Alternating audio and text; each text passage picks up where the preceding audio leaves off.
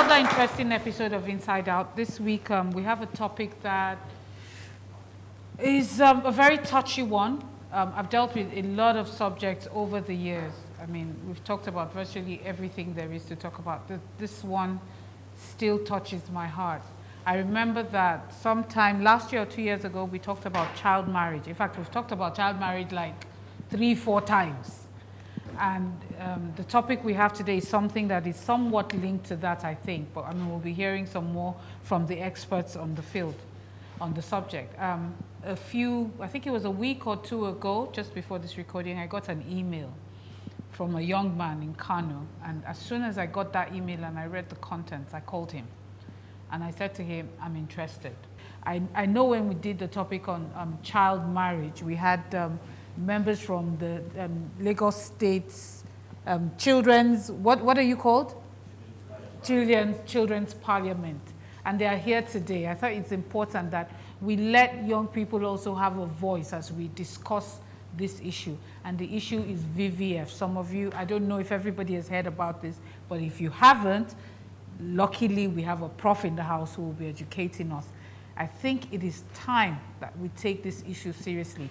I'm going to start my introductions from my left. Please help me welcome the Vice President, Society of Gynecology and Obstetrics of Nigeria, Professor Oluwarotimi Akinola. Sir, you're welcome to the program.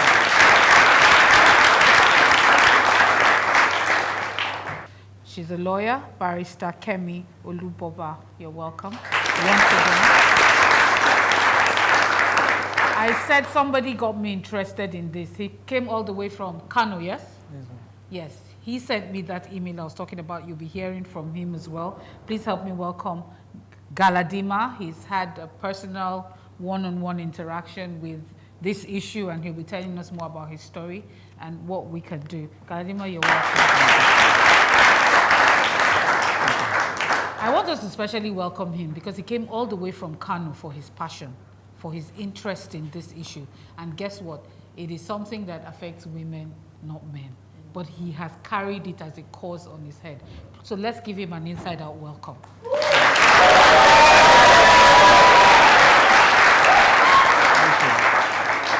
And yet another lawyer, Barrister Hepzibah Itimi, you're welcome. Where are all the Children's Parliament representatives? Stand up, let's recognize you.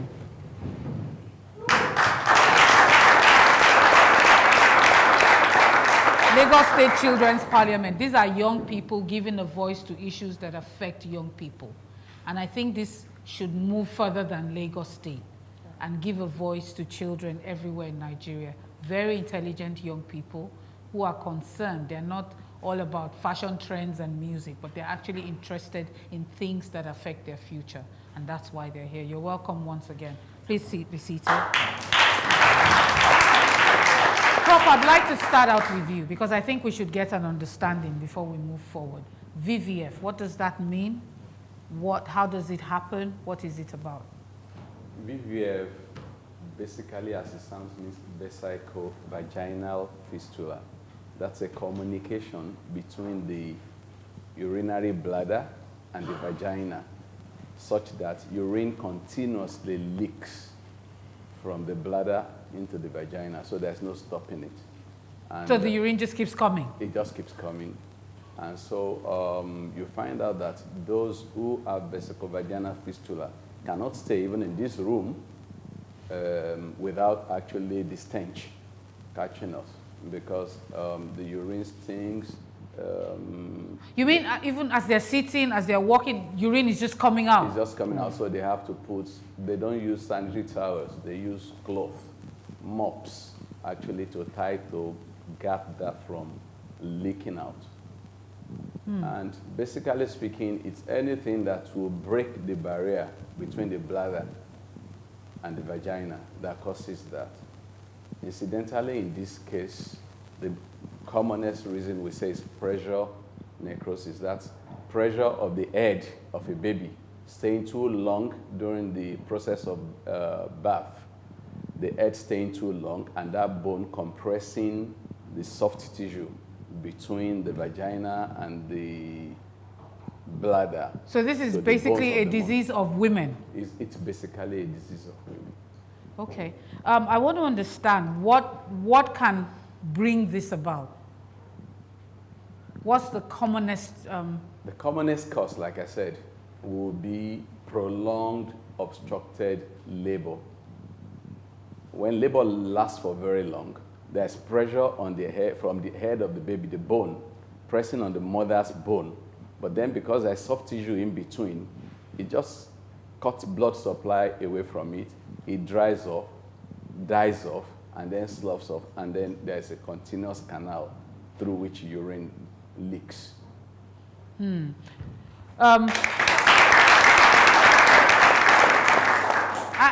Every time I've heard this word VVF, they associate it with child pregnancy or teen pregnancy. Why is this the case? Or is this the case? And if it is, why?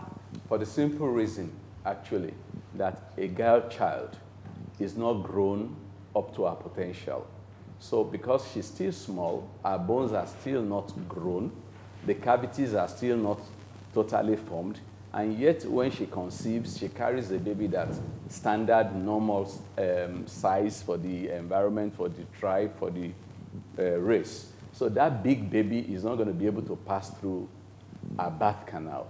And so when she falls in labor and there's no obstetric care, what simply happens is that she continues to labor and labor and labor, and vesicovaginal fistula is just one of the minor complications because she often dies trying to give birth. So, but if she does not die, then she escapes with that scourge, that big problem, vesicovaginal fistula. Wow. You make it seem like it's actually the lesser of two evils. It is the lesser of two evils to go through that, and that is, you continue with that for the rest of your life? Well, luckily, that's very difficult because in the past what we said was that these were usually abandoned children because when you don't want to stay with them anywhere. So they usually, even if those who marry them early and call them wives, usually abandon them when this problem starts. So you see, for example, that he ideally should not go forever. And the reason he doesn't is because there are people who actively go on repairing them and trying to manage this problem for them. Okay, so Galadima, let me talk to you. Yes, I mean, you were the one who actually made us discuss this today. Can you share with us a bit of your personal experience and what you do? Yes, I came from Kano, from the north side of the country. Please, could you speak up? I mean, I am from Kano. Yes. Then when I understand about fistula, it was one of my sisters, it's cervical cancer. So at the time when she had cervical cancer? Yes. So at that time, the cancer awareness is not like today, because I'm talking about something 1995, 96. And that time I'm still very young.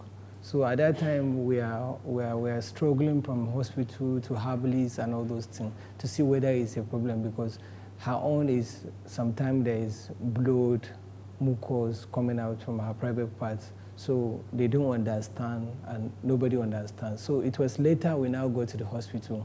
So by going to the hospital that we had in Kano, that one they refer us to Ibadan Teaching Hospital. And when we get there, they now say that there is something therapy they have to do because it's like she has some a kind of is it virus or whatever that they will kill before she will get the everything done. So as they were doing the therapy, I guess the heat is too much where her large intestine now got dried. So anything she ate is like within the large intestine towards the end, because it was X-rayed. Towards the end of the large intestine, I can see there is a broken. So usually the food doesn't come down normal. So it's like it has to look for another place. So she's now started leaking stool from her private parts. And she'll go through the packaging and all those things where she has to package herself very well. And after like 30 minutes, she has to go inside, remove all those things, change again. So it's a very horrible situation. And so at Please that hold. time, Doc, what happened in that case? I guess we're talking about a slightly different thing. Yes. One of the causes of vesicovaginal fistula Yes. actually can be a tumor itself, cancer. Cancer is a growth, malignant growth on the neck of the womb. But you know, they are contiguous organs. The bladder is in front, the rectum is below. So cancer can really, in its growth, really hit into the wall of the bladder and destroy it, and you can have VVF. It can also go backwards and get into the rectum and also create a hole, and physics comes from there. Unfortunately, treatment for cancer also, cancer of the cervix, one of the most important treatments actually is putting radioactive substances for radiation into the vaginal cavity to try and burn the cancer out. So sometimes that also burns the walls. And so there's radiation injury. That radiation injury can also cause a window, either with the bladder in front or the rectum behind. So that's what happened? That's what happened in that case, but there are well-recognized complications of the treatment of cervical cancer. Okay. Yeah, I just needed to understand that because his story goes beyond that, but that was what introduced him to VVF in the first place. Yeah. So after that, we now had to go back to the hospital again. So they now say at that time that they can't do anything, that there is a hospital in Kano, General Hospital, Murtala Mohammed General Hospital in Kano, that there is a place where they are doing something like that. So when we now get there, it's like I've seen the young girls with that kind of catheter going around. So my sister had to be there for like 2 days. So within the 2 days now, the doctor comes out and say that we should, sorry. You know how this doctor says to you that go home, later we'll communicate. You know that he can't do any other things. So at that time, I have the belief that I know definitely there's every chance that she might not survive. So at that time within the hospital, she was now telling me that, see young girls that wish you are a medical doctor. Because all through this problem we are together and everything, see them or they are having BVF. And I told her that, what is that? She said, she too, she just had this. There is a condition where if early marriage or whatever, that the girl will be leaking urine. So we now went home. So after like 3 months, my sister now died. So since then, I now begin to say, okay, what will I do? I keep visiting the same hospital, trying to see what I can do, actually. What has been your observation, your experience? Yes, at that time, it's like, okay, yes to my sister, but not any other girls. I have to do all I can.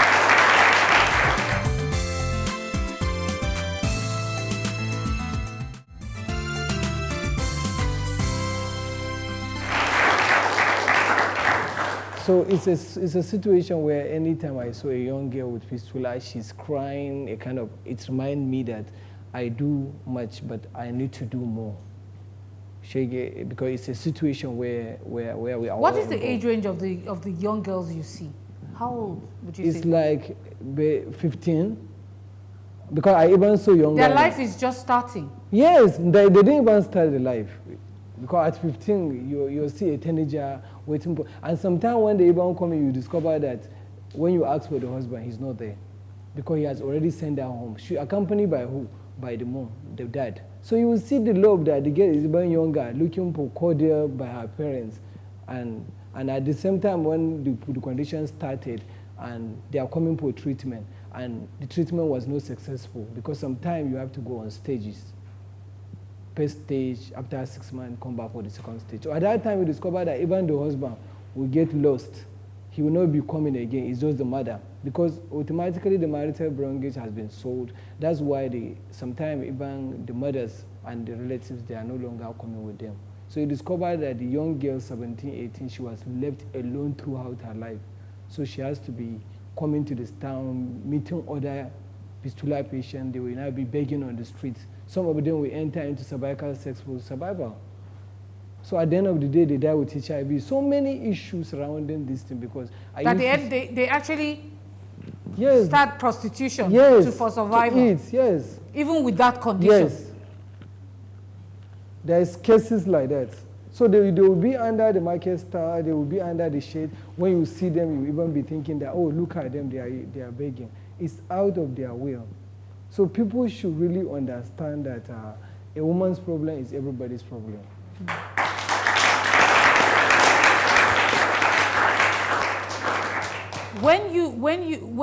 In your findings, in your research, what is the most major problem?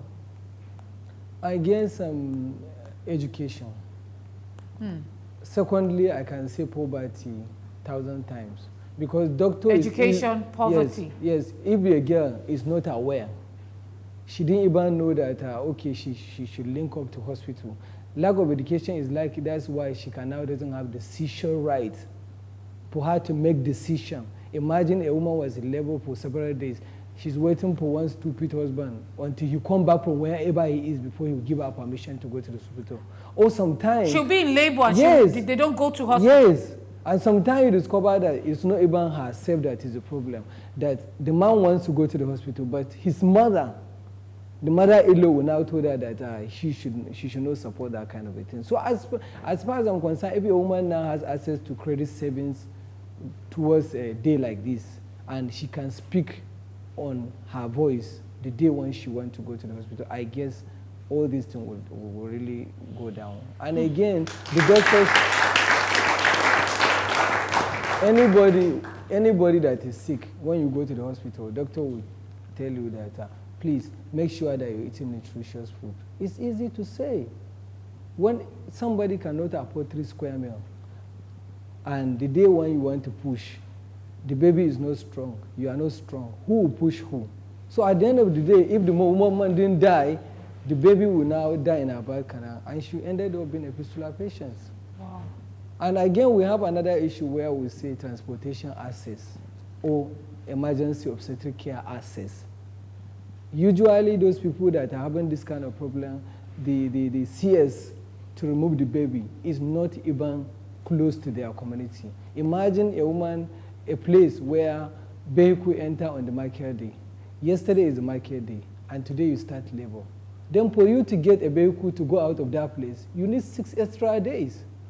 So again, those are the first delay. Second delay in decision making, there is no road.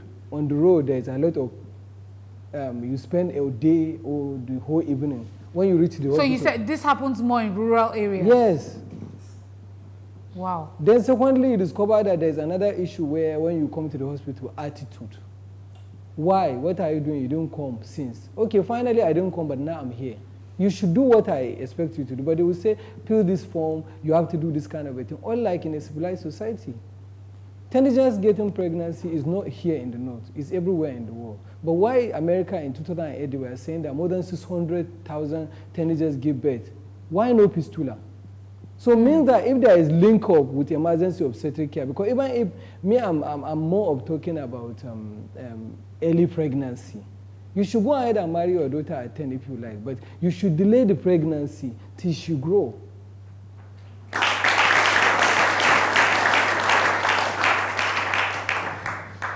Wow, you have given us, in fact, I don't know what to say. My mouth has just been open. Just listening, because the problems just seem like, okay, where do we start from? So starting is to do with advocacy, and I now decided that, okay, government is doing its own. As an individual, what can I do to make a difference? Because as far as I'm concerned, I can tell to everybody here, you should look for something that will make us in Nigeria. Look for something that will be in this country. Because the mistake, as far as I'm concerned, the mistake we are making, we are waiting for somebody. Everybody will say, I want to go to London, America. Is it not somebody that work for it? Is it not them that make their place better? Why can't we just make our own place better so that we too we can have a safe delivery, safe life, secure Nigeria, secure environment? Okay. I will come back to you. Let me talk to you, Kemi, Barrister Kemi. Let me ask the question, because I mean, yeah, he said, there's teenage pregnancy everywhere in the world. And until he said that, it hadn't clicked in my head before. That what is the difference between, we've seen children at 12, 13, 14, or heard of even in the developed countries, getting pregnant. But I don't think I've ever heard of VVF. What are we doing wrong? Or what is wrong? It is generally known that a child below 18 is a minor and should not or cannot validly enter a contract on his own. But we have cases where children are being married off at 16, at 13, at 14 in Nigeria. We're all aware of this. At 9. So ideally, in an ideal setting, those marriages are illegal. As a matter of fact, those children are being abused. You know, they are being assaulted in an ideal setting, because based on that law, we can infer from that if you cannot enter a valid contract until you are 18, it means that a contract with a minor should be void. But that's not the situation. We could argue, or reports have shown that this is mostly prevalent in either rural areas or in more traditional settings where the value on the girl child is next to none, where the girl child is considered an asset to be disposed of or a means to an end.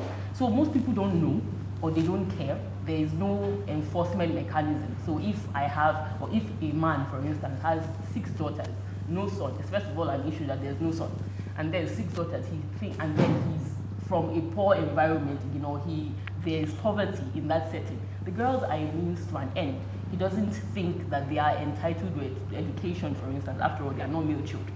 And so these types of settings, this framework does not in any way help the girl child, does not even assist in solving this problem from the roots of it before they even occur. Barrister Itimi, I want to talk to you. Now, according to law, is that wrong? You mentioned something about not having laws stated. Now, in the Nigerian Constitution, which is the 99 Constitution presently, we have stated there that marriageable age to 18. Now, under the Is child it specifically stated? it's actually highlighted and given an interpretation that it's 18, which is marriage, which is matured age. Now, we also have the child protection, that's the child right law, which also states that the age of a matured child is 18. Now, in Nigeria, we have 36 states. And under the 36 states, we have just basically about 23 of them. Originally it was 16 states that were working with the child right law. But presently we have like about 23. The child rights law, is it a universal law? It's actually supposed to be a universal law, legally a universal law. Are we signed to that act? Yes, we are. But presently we have just 23 states under the 36 states working with it. We don't have the complete, and that's why... Is it optional? Can you opt out of it? It's not meant, legally it's not meant to be optional. But as it is, it's the belief, the cultural belief. Nigeria works with not just legal, we also work with culturalism. That's why we have things like, tell you the Sharia law, and then we also have the customary law. From what you're saying, our constitution doesn't really count. It counts when it favors you. That when exactly. Because that's what it's looking like. Because if we remember the child not bride issue, where we had the senator Yerima marrying the young, there were a lot of controversies. The reason being the Islamic sect comes up to say, okay, this is what the law says.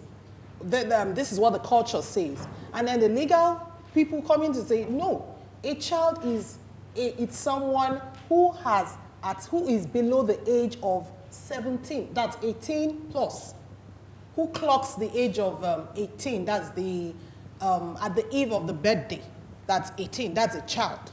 Now, when we have a child coming in at 17 and probably 9 months, that person is still a child. And no matter how...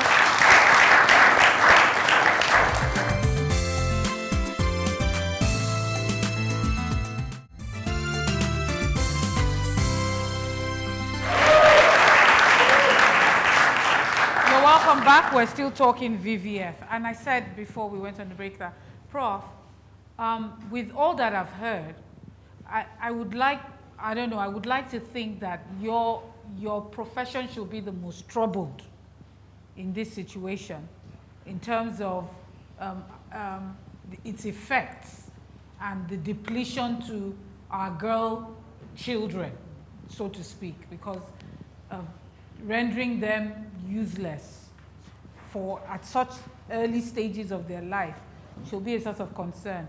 What is it that your society is doing? I mean, I would like to think that by now there should be a pressure group to push for a change in the laws concerning this. Yeah, there's a lot of that going on. Just the other day, we had a meeting in Abuja, and you must have been aware that the Federal Ministry of Health actually rolled out some program where $1.5 million yes, I heard that. I was involved, especially in the all the areas. local governments and all that, so that those things have been set up. You see, it's such a multifaceted problem.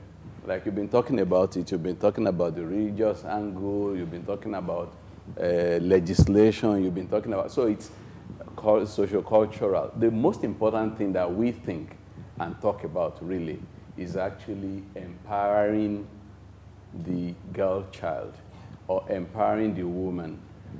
The number one empowerment is giving them education. You know, when you're in school, you don't get married. So if it's a major thing, for example, that you say... No, but if you don't have a choice, if your parents have chosen to marry you off, what do you do? Well, if the law says they shouldn't, then they will be contravening the law if they do. But you see, another thing really is the fact that just the mere fact that someone is getting education is so much strength. Should legislation be priority over advocacy, or should advocacy be priority over, should we push? They're going to show a short video. Can you put on that video?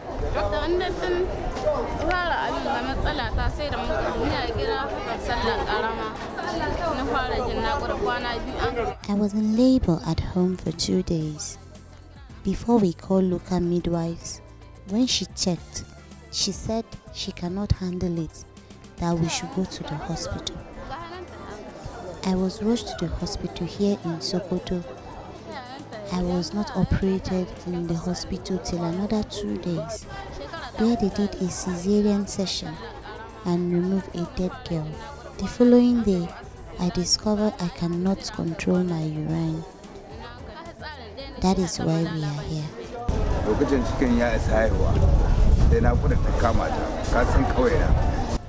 I am not around because I traveled and she's in her husband's house. I was told that she was rushed to the hospital after 2 days and her daughter died during the operation, and now she's leaking urine continuously. Somebody who has Yeah. is there any way they can go to immediately and get instant help? Yes. Yes. There are some, if it's in the south, maybe Akwa Ibom. Lots, no, lots. There are lots. A lot of general, what do you call it, teaching hospital, they do that. It will be free. Yes, it's free. So maybe the only problem maybe the person might have, if... So why are there so many if there's treatment and it's It's free? just the quantum, the number of cases. You see, before we came in here, as Galadima, you must agree with me that the situation is not getting worse. Rather, it's getting better. Because you used to have a queue. You see, it's almost like a fistula village when you go into those places and you see all those young girls leaking urine and all that. But that's, I mean, because of the massive mop-up of that's taking place, that's getting a lot better. But we believe, for example, that fistula development is it's already, it shouldn't even ever get up to that. So everything we've been talking about, educating the girl child and all that. In Nigeria, you'll be shocked to know that the National Demographic and Health survey that came out really said that only 38% of women in this country deliver with skilled birth attendants. And yet that's the most effective method of reducing morbidity and mortality. But then people are either not utilizing them because they are not aware, or they are not accessing them, or when they get there, it's difficult because of the quantum. So it's actually because of the system was really overwhelmed. That's getting better, like I said, because there are fewer people getting into it. Oh, there are other methods, there are other problems that cause fistula other than that. That's, like I said earlier, is the major cause of fistula. Yes. But there are other methods, other causes of fistula that are not so, and so basically speaking, on a continuous basis, there is that capacity building to be able to repair fistula when it comes and all that, and we are doing that. Yeah, so I was saying, from the Children's Parliament, I want to hear what you think, and how do you think this issue can be addressed? There has to be some certain legislation that has to put a stop to child marriage. If we look at the Constitution, under Chapter 4, it defines a matured person as that person who has attained or above the age of 18. But if you go further, still in that same, under that same Chapter 4, under citizenship by registration, which allows for women outside that foreign women to be married and registered as citizens of Nigeria without providing any specific age for those women. And like Prof said the other time, say that again. The Constitution under citizenship by registration does not provide any certain age for women, foreign women, who can be married and registered as citizens of Nigeria. Really? And that has been a major problem, like the case of the lawmaker, which was earlier cited. And like Prof earlier said, that what we are talking about here is the level of education of the parents and the child inclusive. And when the parents have no education and the children have no education either, it becomes a generational problem. And when you look at the Constitution, there is an ouster clause on education, the right to education. You can't really sue the government if the I was going to ask that. If the government feels today that, okay, we are not providing free education anymore, you can't sue the government because there's already an ouster clause on it. And I think that is a major step back when we are talking about provision of education. And I think basically education is very, very important when we are discussing issues like this, because parents need to be educated and the children also. So what would you, if you were in a position, you're in the Children's Parliament now, to address this issue, what would you be saying? In addressing this issue? Yes. I know of the Lagos State. Who would you be talking to? I think in addressing this issue, I will be having something like a mega conference of every lawmaker in Nigeria, state and federal level, and the governors inclusive, and the president himself. Because without the lawmakers passing the bill, the lawmakers have to pass the bill, and the president still What bill have to would you be pushing assent. for? Is it the compulsory education or the legalization of marriage age? Or what bill would you be asking? The bill would be like a type of all-inclusive bill that will be talking about the specific age for marriage and the provision of compulsory education, regardless of what religion or what region the child is living. And I would not like us to relegate this issue to a certain type of religion, but I must mention it that when it comes to Islam, like we've heard that some people feel that that's what is obtainable. But we have Muslims living in London. In fact, the mayor of London now is a Muslim. True. And they've tried to condition themselves. I asked you said it on marriage issues, it says maturity, which is subject to my interpretation. It's puberty. For instance, the Marriage Act says that if two people are going to get married, they need to consent. A person above, and that it specifies in that clause that a child or an individual above the age of 21 can give consent. Wow, your constitution is very confusing. No, this is not the constitution. No, however, it's an act. What she's trying to say now, there an are two things. Now, we have the Marriage Act. Remember I mentioned that. And then we also have the Constitution, which governs the entire... Well, why is everything quoting different ages? Good. Now, it is because the We're not all lawyers. The Constitution as it is, Yes. if we look at the beginning of the Constitution, it says that we, the Nigerians, and we all didn't sit down to make the Constitution. There were certain people that made the Constitution. Like when he was talking, he said something about looking at a situation where the laws and the legislations could come forth. But if we look at it, then the child protection policy came out as a result of the fact that the Constitution was not being adhered to. Presently, we have a review of even the child protection, the child right law. We have a child right law now of 2015, which has come out recently. But it seems like it's Lagos State that is. Yes, it almost seems like Lagos every state is doing what they like. Lagos State is looking like the forerunner of what's going on. If basically the legislature can sit and say, okay, these laws should be taken by the 36. I am wondering why. It almost seems like, depending on where you're from, even though you're from Nigeria, you can everybody rule is whatever. doing what they like. Or maybe depending on the policy you want to follow. Let's go on a quick break. We'll be right back.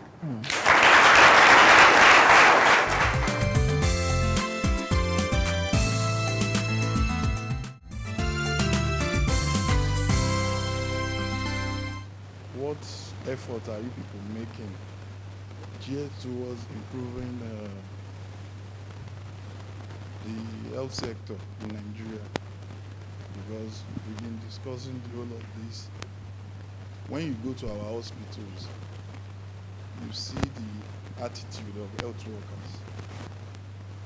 So what policy or what effort are you people making to improve on the attitude of our health workers, especially the public health centers? Yeah, Bob. Education. Yes.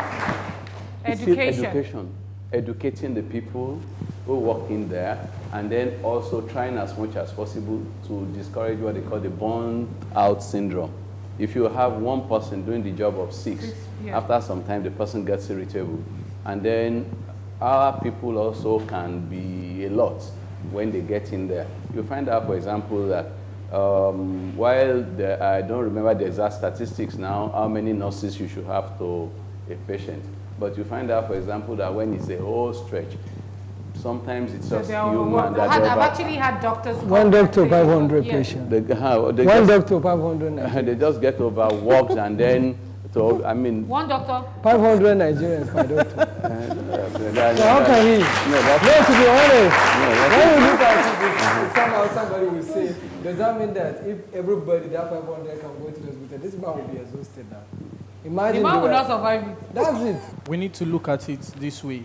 The Child Rights Act is a legislation from UNICEF which Nigeria has domesticated. But the thing here is that it has to do with crime. And crime is a matter between the state and the accused person. And from the best of my knowledge, Lagos State and a few other states have actually incorporated this Child Rights Act and turned it into their own law. That's why we have the Child Rights Law of Lagos State and some other states.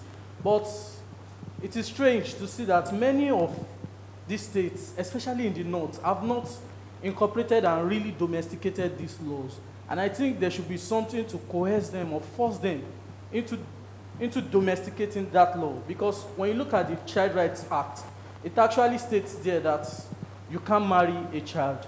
It states there specifically you can. But because these things have not been domesticated, that's why a lot of people do it and get away with it. And I also want us to look at it from this point. The criminal code provides that you can't consent for sex on behalf of another person. And there's no how there can be a marriage or VVF without sex taking place. No, there is. Female genital mutilation can cause BVF. No, that's not what I'm saying. I'm saying there is no marriage without sex. Yeah. And the parent has consented that, okay, I give you this child. Indirectly, they are consenting to everything that happens in the marriage, and indirectly, they are consenting to the sex. Yes. But the criminal code does not allow another to consent to sex on behalf of another. I think in that way, so there are roundabout ways to go about it for states that has not domesticated the Child Rights Act. I think in that way, if we see that, okay, you can't consent to sex for another, but you are pushing the child into a marriage, and in that marriage, definitely the husband will have sex with the child. And it's not possible, even under the criminal code, it's a crime for you to actually have sex with a minor. Talk less of you having sex to someone without consent. Yeah. And sex without consent is actually rape. Right. I think we should deal from that particular angle. In the area of education, our legislators are not even well educated to actually push forth these laws and ensure that they are passed. I was watching the National Assembly once, and they were debating whether to change the name from the Nigerian Police Force to the Nigerian Police. Is that what we are supposed to be doing? And besides, there are some legislators that throughout, they do not say anything but sit down and collect allowances. Simply because the elites in our society, as we call them, they do not go out to vote. Thugs are going out to vote. Illiterates are going out to vote. These people give them money and they vote for them. And then those people who call themselves educated, we are complaining that the legislators are not doing this, they are not doing that. Why don't we step out and decide to be the ones to contest? Say that I will be the one that will change the laws. I will be the one that will step out. And say that you will be the one that will make this change that you want. Be the one to contest. Vote. Many educated people don't vote. They sit down in their houses. They say, there's no need for me to vote. If you actually go out and vote, then you can complain. If you do not vote, you have no right to complain. Yes. Because since you did not vote, what you see is what you get. Anything you see is what you get. And then somebody said that I believe that it's not a religious matter, because there are Muslims in other countries. At least now Nigerians are saying they want to go to Dubai for holidays. That is a predominantly Muslim country. We have not heard of cases of VVF. We have not heard of cases of child marriage. So I'm saying it is more of a cultural problem. Yeah. And in Nigeria, there is Sharia law. Meanwhile, in some other places, there is no Sharia courts in Lagos, but there are Sharia courts in the north. Meaning that the law is not one way. We have, this side has one law, another side has another law. There is no universal law. So in the area of legislation, we have serious problems that need to be addressed. Thank you.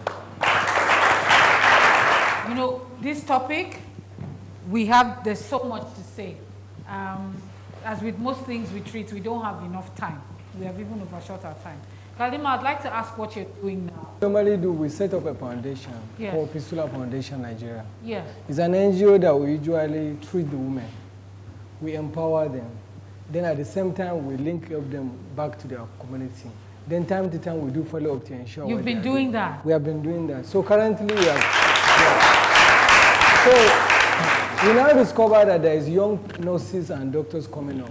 So we now say, okay, how can we have more health practitioners so that we have enough doctors that can operate fistula? So we now started a kind of training the doctors on fistula repair, so that they can now be able, at their own, wherever they are, if they see a simple case, they can now be able to deal with it. So currently, it's like we now say, okay, we are trying to kind of close the gap between the government and people. So as an NGO, what do? So we now decided that, okay, we want to set up a dedicated fistula hospital. We don't do anything just to see. That is commendable. Yeah, so it will be a kind of... How are you going to fund it? That's why we are in places like this, where we talk about it, people should see that this is the need. I'm sure Prof will be interested. Yeah, so it's like the hospital... Prof, am I speaking for you? It has a capacity... There are NGOs like that. Yeah, so. It has a capacity of 250 per annum annually. It will be 30 bed facility, but it can treat 250 fistula patients. Where's the center? It's in Kano. So how did you get the place? Kano State government gave us one of their hospitals that they are not using. So that they are not using? Yes, it's like for... There's a hospital they are not using? Yeah, no, what I mean is just a kind of primary health care hospital. They are doing polio vaccine and all those things. And polio stop is like ending. So it's like there's still vacant because, I mean, the services they are rendering is... But it's good to know that even the state government is interested in doing what they can. Yes. Which means they recognize what you're doing and they recognize that there is this problem. Yes. Especially on that side of the device. Yes. So, I mean, so how can we help if we want to help? That's what I'm saying. We are like a kind of open up. There's a program where we say one woman, one sponsor. You don't need to have 1 million, 10 million to assist. You can come and assist a single woman by paying for her treatment and employment. What is the cost of the treatment for one person? It depends. For example, if a woman has to come from another place, means you pay for her transport. Get it. But basically, it's what is the cost of the treatment itself? It's like 80,000 or so. Really? That's all? Yeah. That's all? Yeah. Prof, is that cheap to treat VVF? It is. You see, treatment of VVF now is free. So if you're talking about logistics getting there, and particularly in remote areas in the north where they have to get to somewhere to stay, it might come in with a cost, but I know, I discussed that with Galadima, and that there are organizations that are rendering that, going around the country rendering that and treating VVF. So you might be able to get some of those organizations. So I told him that he needs to liaise with them so that they can get that done. Nigerians, it should begin with us individually. Now, what am I saying? Because even when the other youth was talking about the criminal code, the reason why it seems to be like it's a one path of Nigeria that it's affected is because we have not come together as a united nation. Because apparently a united nation, then we would not, the criminal code for people that are under the criminal code, that the criminal code binds, they know that if you commit the crime of defilement of a child, 2 years, 3 years imprisonment, you will go for it. But on the Sharia part, if they know that, oh, they don't even call it defilement of a child. So they know that there's no punishment or to whatever crime is committed. So at the end of the day, we have a larger percentage of males, that's men, going for that and hiding under the cover of, oh, I am under the Sharia. So that's actually where the problem is. If we can't all come together and have a united law, which is actually the constitution of Nigeria, which the constitution binds everybody. But as it is, the constitution is not explanatory. So if we can all come together and say, we want an explanatory constitution. We want a constitution that the layman could be read to and he would understand that this is what I want to do, this is what the country binds me to do. Then we will be able to have a proper legislation. Yes, in addition to what she said, in addition to what she said, as far as I'm concerned, I feel like women issue, I guess mothers should take it most serious to themselves. Because if you pressure your husband to do something, he will definitely do it. So as far as I'm concerned, women should be more involved. Be the ones standing for this thing because it affects them. Imagine when they are saying that the number of women that died from 2000 to date is more than numbers of soldiers that died during Old War Civil War. It's enough. So mothers, as far as I'm concerned, they should get up and think about it. And they say every week, 120 to 250 women used to die during childbirth. So imagine parking those women in the plane and the plane crashes. CNN will have carried it. It will have been a world global news. But a mother to die anywhere in Uganda, in Nigeria, in Kano, in Sokoto, in whatever, it will just say that, sorry, we hear that. I was actually shocked when I saw the amount of women that were kept hostages by Boko Haram and the amount of malnutrition, and I was shocked at the pictures I saw. specific, well-thought-out legislation that will bind the entire country. But more than that, we need enforcement.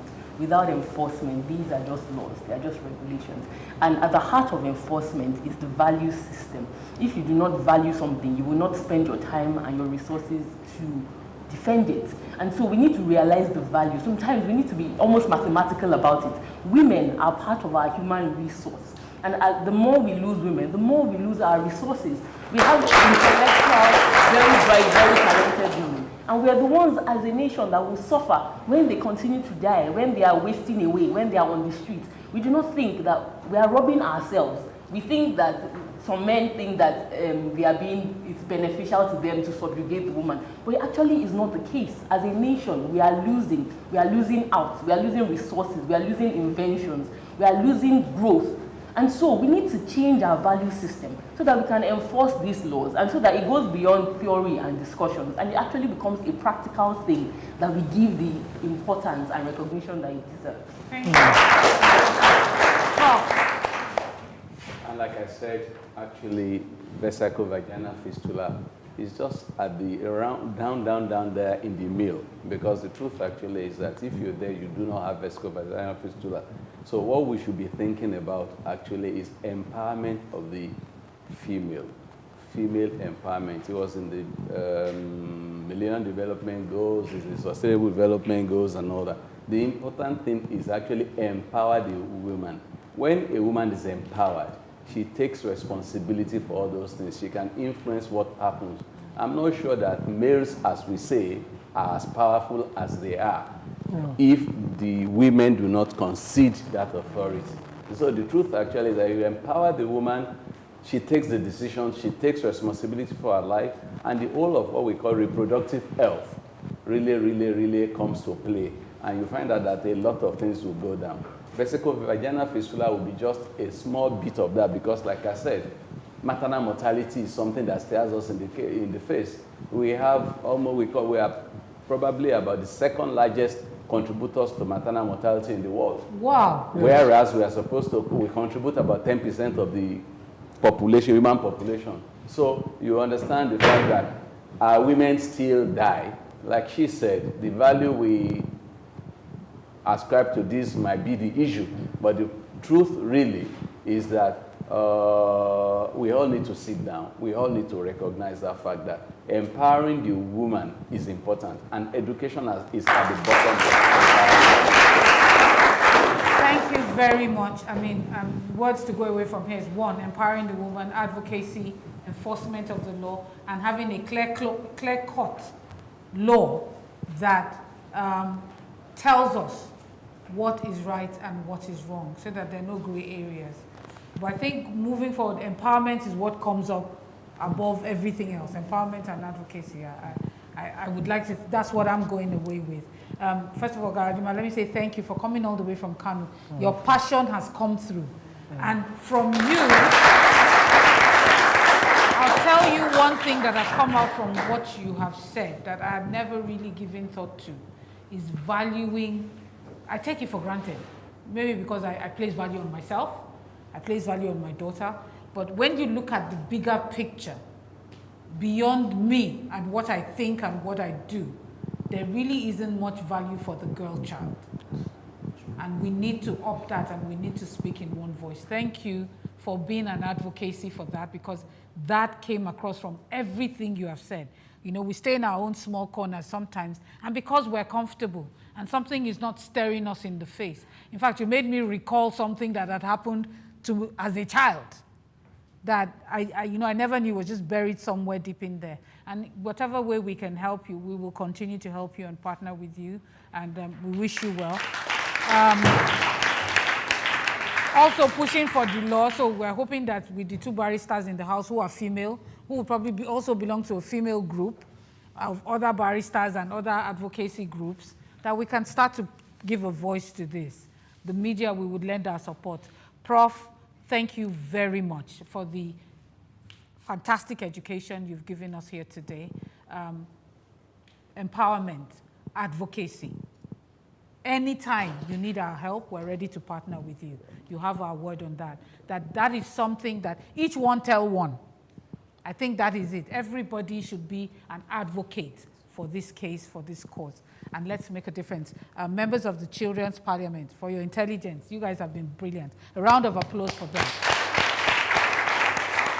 And what you said, that, you know, if people like you tomorrow are in those positions, we're sure that we're hopeful for a Nigeria that will be better and that will treat its females better. To my wonderful audience, a very big thank you. If you have comments or suggestions on this topic, get in touch with us at insideoutwithagatha@yahoo.com or www.facebook.com/insideoutwithagatha, or follow us on Twitter at InsideOutMedia. I'd like to thank Voltic Water, KGM Industries, and my makeup to thank Lucia's Beauty and Essentials. And until next week when we come, that reminds me, you want to get in touch with Galadima, just send us an email. We will get in touch with him. Until next week when we come your way again, talking about something else equally as educative and interesting. Bye-bye and see you next week.